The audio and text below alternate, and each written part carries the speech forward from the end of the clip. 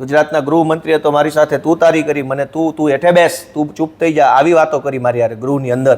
નાયબ મુખ્યમંત્રી હર્ષ સંઘવી અને ધારાસભ્ય ગોપાલ ઇટાલિયા વિધાનસભાના ગૃહમાં સામે આવે છે અને પિત્ત તો ગુમાવી ચૂક્યા હતા નાયબ મુખ્યમંત્રી હર્ષ સંઘવી, કેમ કે ગોપાલ ઇટાલિયાએ જે પ્રકારે પોઈન્ટ ઓફ ઓર્ડર ઉપસ્થિત કર્યો હતો અને તે મામલે 38 મિનિટ જે પ્રકારનું ધમાસાણ મચ્યું તેને લઈને જ વાત કરવી છે.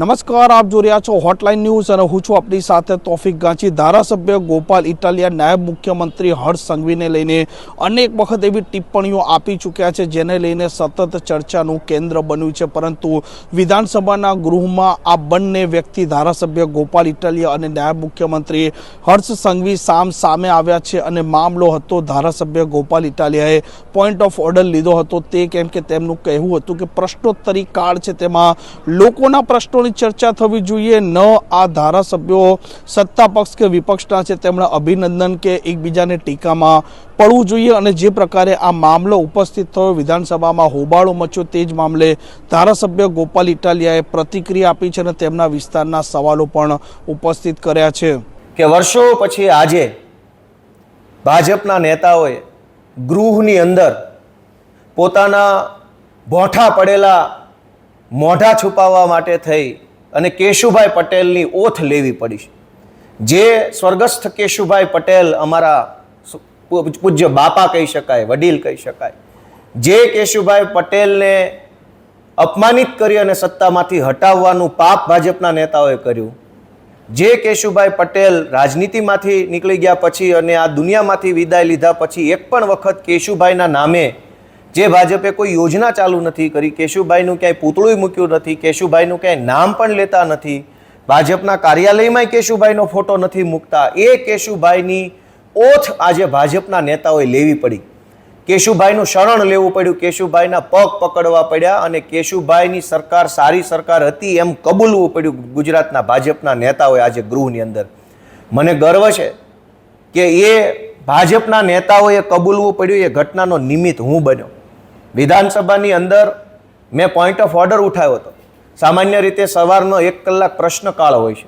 આ પ્રશ્નકાળમાં ગુજરાતના વિવિધ ધારાસભ્યો પોતાના મત વિસ્તારની જે કાંઈ સમસ્યાઓ હોય એના પ્રશ્નો મંત્રીશ્રીઓને પૂછી શકે એટલે પ્રશ્નકાળ રાખવામાં આવ્યો છે.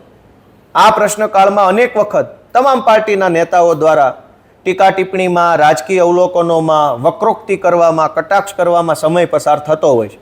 એટલે મેં આજે પોઈન્ટ ઓફ ઓર્ડર ઉપસ્થિત કરી માનનીય અધ્યક્ષશ્રીનું ધ્યાન દોર્યું કે તમામ પાર્ટીના સભ્યો બધા જ આવી ગયા. તમામ પાર્ટીના સભ્યોને અધ્યક્ષ સાહેબ એવું આદેશ કરવો જોઈએ કે કોઈ પણ પાર્ટીનો સભ્ય પ્રશ્ન પૂછવા ઊભો થાય ત્યારે પ્રશ્ન સિવાયની બિનજરૂરી કોઈ બાબત બોલે નહીં. સરકારનો આભાર પણ નથી માનવાનો અને સરકારની ટીકા પણ નથી કરવાની. આવો આદેશ અધ્યક્ષ સાહેબ કરે એટલા માટે મેં પોઈન્ટ ઓફ ઉપસ્થિત કર્યો, પોઈન્ટ ઓફ ઓર્ડર.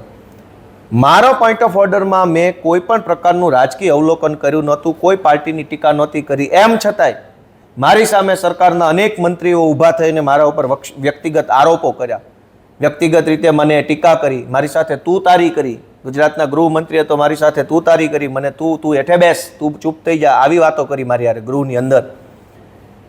તેમ છતાંય હું એમનાથી ડર્યા વગર મેં એમના તમામ જે કાંઈ આક્ષેપો છે એનો સામનો કર્યો અને છેલ્લે ભાજપના તમામ નેતાઓએ કેશુભાઈ પટેલના પગ પકડવા પડ્યા ત્યારે એમની જાન છૂટી છે.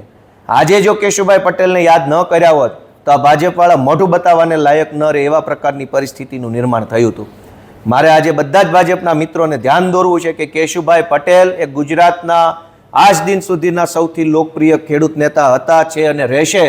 ભાજપવાળાને હજુ પણ થોડી ઘણી લાજ શરમ આવી હોય અને આજે કેશુભાઈના નામથી તમે બચી ગયા છો તો થોડીક પણ શરમ હોય તો ગાંધીનગર કોબા કાર્યાલયમાં કેશુભાઈનો મોટો પૂર્ણ કદનો ફોટો મૂકો એવી મારી માંગણી છે. આ પ્રકારના સમાચાર માટે હોટલાઇન ન્યૂઝ ચેનલને લાઇક, શેર અને સબસ્ક્રાઇબ કરવાનું ભૂલતા નહીં. નમસ્કાર.